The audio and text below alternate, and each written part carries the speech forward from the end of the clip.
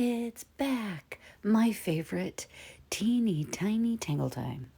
I love tiny things, so let's tangle that way. This is Flukes. We just did this tangle, but we did the normal size version. Now we're doing the tiny version. So this book, I want to say, is maybe a little bit over an inch maybe in length. And what I love about this is it really challenges you to breathe, take your time, because when a tangle gets really tiny like this, you really want to make sure that you're really focused on taking your time, breathing, the things that we focus on the tangle journey.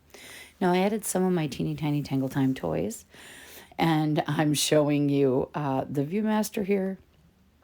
And then there's a couple other little teeny tiny toys. Most of these are in my Amazon affiliate link, or you can find them on Amazon. I believe they're called World's Smallest Toys. And then the little tykes are a step 2 little toy.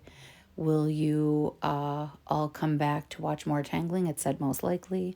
Here is some peanut butter banana toast. I love showing the little tiny things, and I don't get to do that very often. So Teeny Tiny Tangle Time is back to stay, and I will be auctioning off the Teeny Tiny Tangle book once it's complete. I will leave a few pages at the end when for someone else, whoever gets it, to Teeny Tiny Tangle Time in it. And you can see you can still get that awesome 3D effect. It's fun. So I challenge you to find a teeny tiny book or make your own, or even just take a teeny tiny piece of paper and see what you come up with. So here's Teeny Tiny Tangle Time and the Teeny Tangle Time friends. Everybody have a great day.